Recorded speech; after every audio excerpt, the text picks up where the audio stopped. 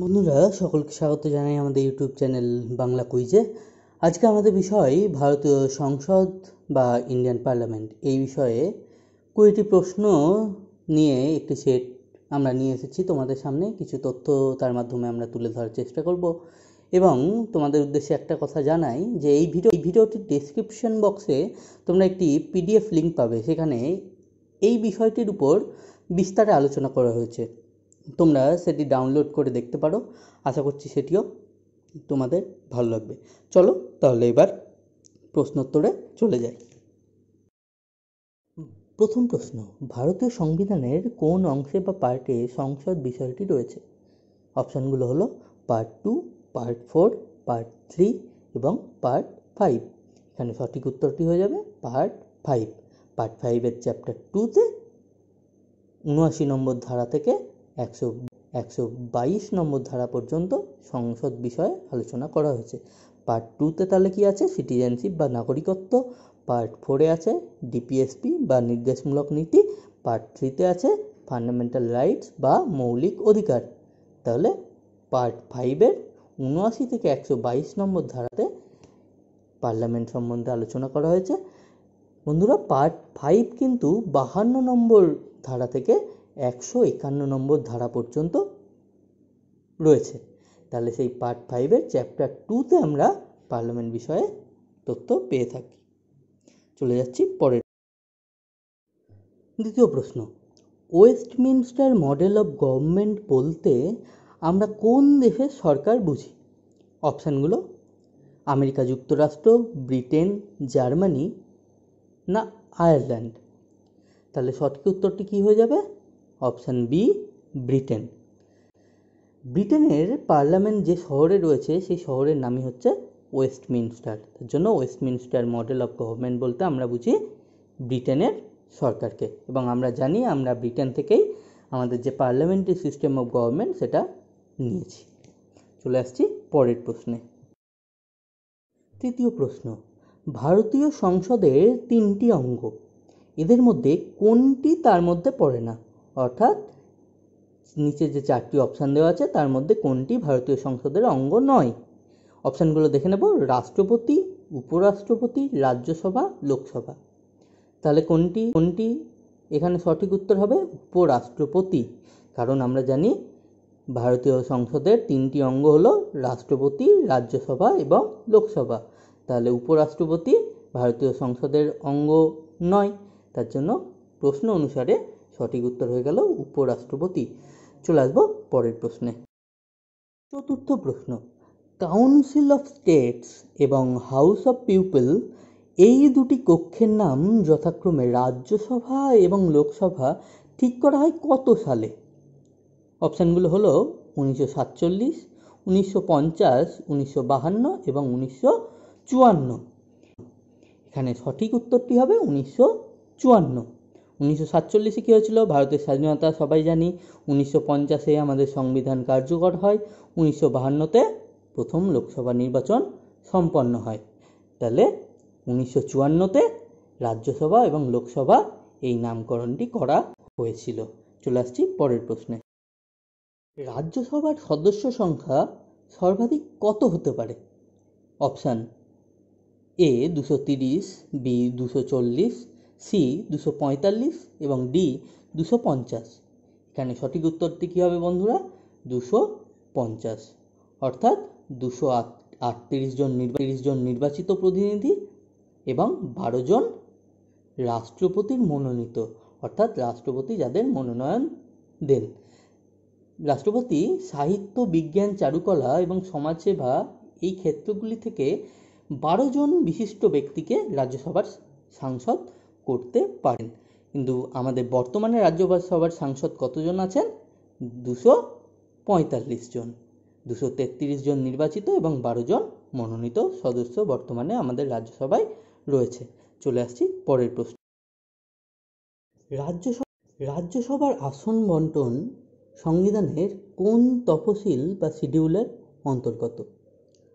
অপশানগুলো হলো তৃতীয়, চতুর্থ, ষষ্ঠ, সপ্তম। তাহলে এখানে সঠিক উত্তরটি হবে অপশান বি, চতুর্থ। আমাদের বর্তমানে সংবিধানে কতগুলি শিডিউল আছে? 12টি। আর প্রথম সংবিধানে কতগুলি ছিল? 8টি শিডিউল ছিল। তৃতীয় শিডিউলে কি আছে? শপথ গ্রহণ। চতুর্থতে তো জানলাম আমরা। ষষ্ঠতে আছে আসাম, মেঘালয়, মিজোরাম এবং ত্রিপুরা রাজ্যের কিছু আদিবাসী এলাকার সম্বন্ধে। সপ্তম তফসিল বা শিডিউলে আছে কেন্দ্র তালিকা, রাজ্য তালিকা এবং যুগ্ম তালিকা সম্পর্কে। তাহলে এই প্রশ্নের সঠিক উত্তর হলো চতুর্থ শিডিউল। পরবর্তী প্রশ্ন, লোকসভার সর্বাধিক সদস্য সংখ্যা কত হতে পারে? এ 530, বি 545, সি 550, ডি 552। তাহলে সঠিক উত্তর হয়ে যাবে অপশান ডি 552। 550 জন নির্বাচিত এবং 2 জন অ্যাংলো ইন্ডিয়ান প্রতিনিধিকে রাষ্ট্রপতি মনোনীত করতে পারেন লোকসভার সাংসদ হিসাবে। তাহলে অপশান ডি সঠিক উত্তর। চলে আসছি পরবর্তী প্রশ্নে।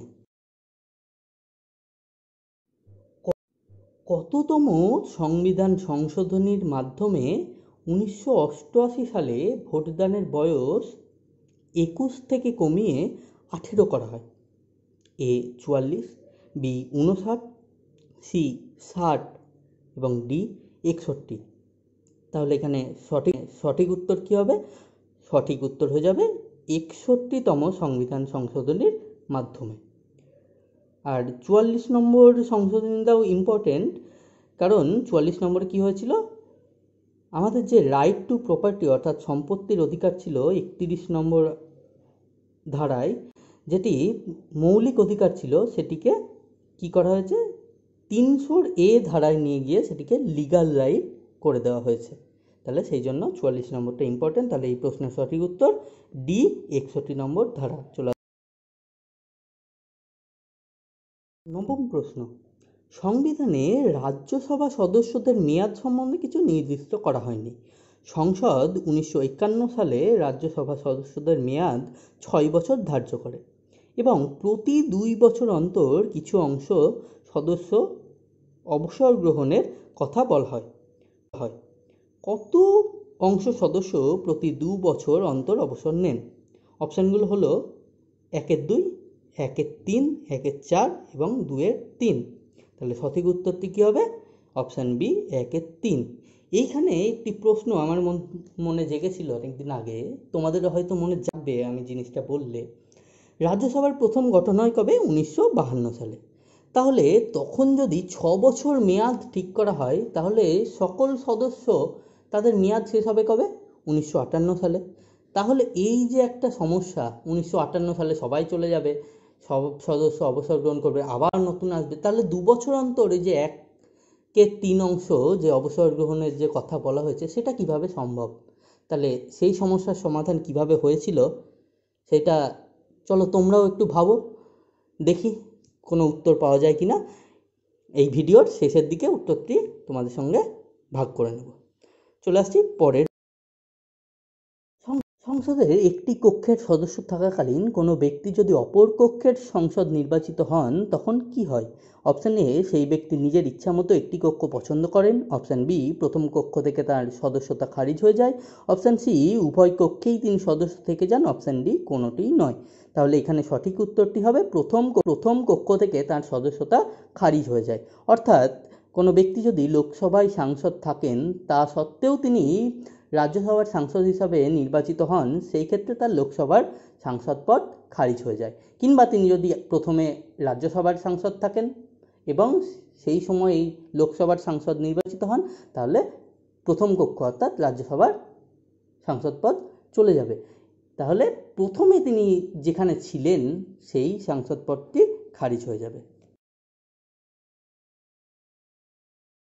যদি কোনো ব্যক্তি রাজ্য আইনসভা এবং কেন্দ্র আইনসভা দুটি কক্ষেই সদস্য নির্বাচিত হন, সেক্ষেত্রে একটি নির্দিষ্ট সময়ের মধ্যে রাজ্যের আইনসভা থেকে তিনি ইস্তফা না দিলে কেন্দ্র আইনসভার সদস্যপদ খারিজ হয়ে যায়। সেই নির্দিষ্ট সময়টি কত? 10 দিন, 12 দিন, 14 দিন না 16 দিন? সঠিক উত্তরটি হবে 14 দিন।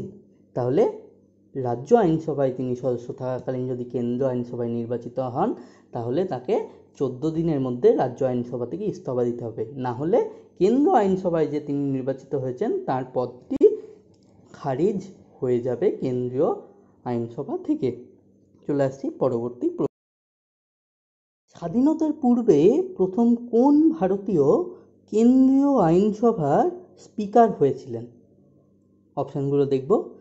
এ আয়েঙ্গার, জি.ভি. মাভলঙ্কার, বিঠলভাই প্যাটেল, এস.পি. সিনহা। তাহলে এখানে সঠিক উত্তরটি হয়ে যাবে বিঠলভাই প্যাটেল।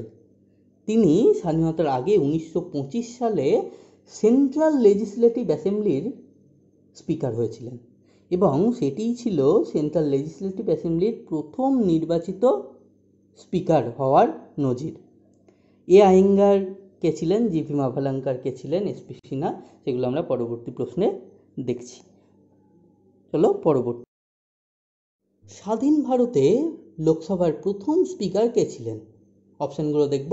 জি.ভি. মাভলঙ্কার, আয়েঙ্গার, সুকুমার সেন, এস.পি. সিনহা। তাহলে সঠিক উত্তরটি কি হবে? জি.ভি. মাভলঙ্কার। আয়েঙ্গার কে ছিলেন? এ আয়েঙ্গার ছিলেন প্রথম লোকসভার ডেপুটি স্পিকার। সুকুমার সেন কে ছিলেন প্রথম নির্বাচন কমিশনার। এস.পি. সিনহা কে ছিলেন ভাইসরয়ের এক্সিকিউটিভ কাউন্সিলের প্রথম ভারতীয় সদস্য।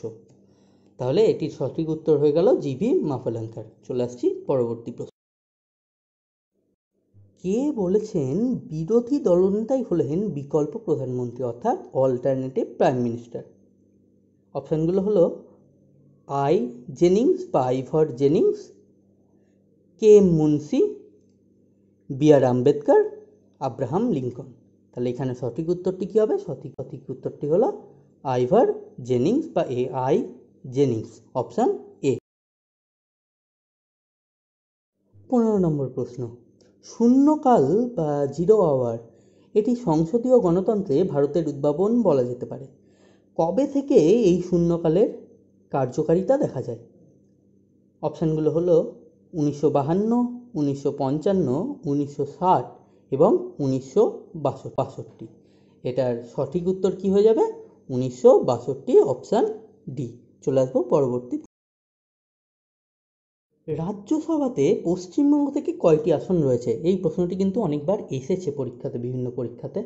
রাজ্যসভাতে পশ্চিমবঙ্গ থেকে কয়টি আসন রয়েছে? অপশানগুলো দেখব। 31টি, 16টি, 10টি না 12টি? তাহলে এখানে সঠিক উত্তরটি কী হবে? Option B, 16টি। 31টি কোথায় রয়েছে? সর্বাধিক আসন উত্তরপ্রদেশে রয়েছে 31টি। চলে আসবো পরবর্তী প্রশ্নে। সংবিধান পরিষদের স্পিকার কে ছিলেন? অপশানগুলো দেখব। B R Ambedkar, মাভলঙ্কার, SP. Sinha না এম.এন. রায়? কে ছিলেন সংবিধান পরিষদের স্পিকার? ছিলেন জি.ভি. মাভলঙ্কার। তাহলে জি.ভি. মাভলঙ্কার কে ছিলেন?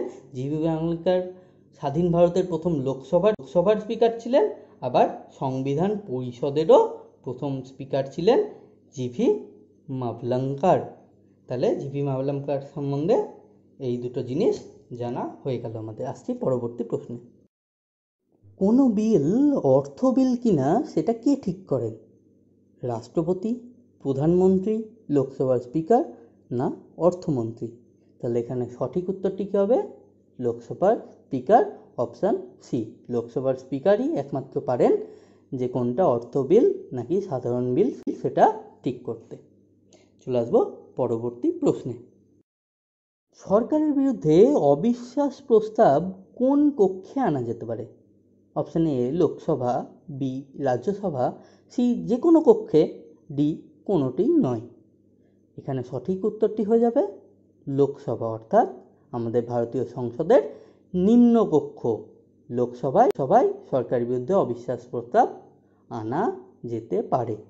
চলে আসবো আমাদের শেষ প্রশ্ন তথা 20তম প্রশ্নে। এখনো পর্যন্ত মোট কতবার সংসদের যৌথ অধিবেশনের মাধ্যমে কোনো বিল পাস হয়েছে? অপশানগুলো দেখব। অপশান এ একবার, অপশান বি 2বার, অপশান সি 3বার, অপশান ডি 4বার। এখানে সঠিক উত্তরটি হবে 3বার। একটু ব্যাখ্যা দিয়ে দিই। 4বার যৌথ অধিবেশন এরকমভাবে ডাকা হয়েছিল কারণ দুটি কক্ষের সমন্বয়ের অভাবে। সেটা হলো প্রথম, যেটা dowry prohibition bill 1961, banking service commission bill 1978, prevention of terrorism bill 2002 এবং বিল ফর ওমেন রিপ্রেজেন্টেশন 2008। প্রথম তিনটি ক্ষেত্রে বিলটি পাস হয়ে যায় যৌথ অধিবেশনের পরে, কিন্তু চতুর্থ ক্ষেত্রে বিলটি পাস হয়নি। তাহলে আমার প্রশ্নটা ছিল যৌথ অধিবেশনের মাধ্যমে কোনো বিল পাস হয়েছে, সেটা কতবার? সেটা 3বার পাস হয়েছে। Dowry prohibition bill 1961, banking service commission bill 1978 এবং প্রিভেনশন অফ টেরোরিজম বিল 2002। আচ্ছা, এবার আসি সেই প্রশ্নে, অর্থাৎ নবম প্রশ্নের ওখানে আমি একটা প্রশ্ন করেছিলাম সকলকে, কি যে প্রথম যখন রাজ্যসভা বসে তখন তাহলে 6 বছর মেয়াদ হলে একটা অসুবিধা দেখা দিচ্ছিল, সেই ক্ষেত্রে কিভাবে সেই সমস্যার সমাধান করা হয়েছে? সমস্যার সমাধান এইভাবে হয়েছিল যে তখন লটারির মাধ্যমে ঠিক করা হয়েছিল যে কতজন সদস্যের মেয়াদ 2 বছর হবে, কতজনের 4 বছর, কতজনের 6 বছর। তাহলে কি হয়ে যাচ্ছিল, 1952তে যদি সকলে নির্বাচিত হন, 1954তে কিছু জনের মেয়াদ শেষ হয়ে যাবে, তার মানে আবার নতুন সদস্য 1954তে আসবেন। কিছু জনের মেয়াদ 1956তে শেষ হবে, সেই জায়গায় আবার নতুন সদস্য আসবেন। তাহলে প্রতি 2 বছর অন্তর যে 1/3 অংশ যে অবসর গ্রহণ করছে সেই ব্যাপারটা ঠিকঠাক চলে আসবে। তাহলে এটাই ছিল সেটার উত্তর। এই প্রশ্নটা আমার মনেও অনেকবার জেগেছিল, অনেকে হয়তো জানতে অলরেডি এই ব্যাপারটা। তো বন্ধুরা, এই ছিল আমাদের ভারতীয় সংসদ বা ইন্ডিয়ান পার্লামেন্ট বিষয়ের উপর 20টি প্রশ্নোত্তরের একটি সেট। আশা করছি তোমাদের ভালো লাগবে। আবারও যে কথাটি বলবো, ভিডিওর ডেসক্রিপশানে গিয়ে তোমরা একটি পিডিএফ লিঙ্ক পাবে, সেখানে বিস্তারে আলোচনা করা হয়েছে এই বিষয়ে, সেটি ডাউনলোড করে দেখতে পারো, সেটিও আশা করি ভালো লাগবে। আর বন্ধুরা, চ্যানেলটি সাবস্ক্রাইব করবে। ভবিষ্যতে এখানে আরও বিভিন্ন বিষয়ে তথ্য আমরা দেওয়ার চেষ্টা করব, এবং লাইক কমেন্টের মাধ্যমে তোমাদের মতামতটিও জানাবে, যাতে আমরা আরও ভালোভাবে প্রস্তুত হতে পারি এবং তোমাদের সামনে আসতে পারি। ধন্যবাদ।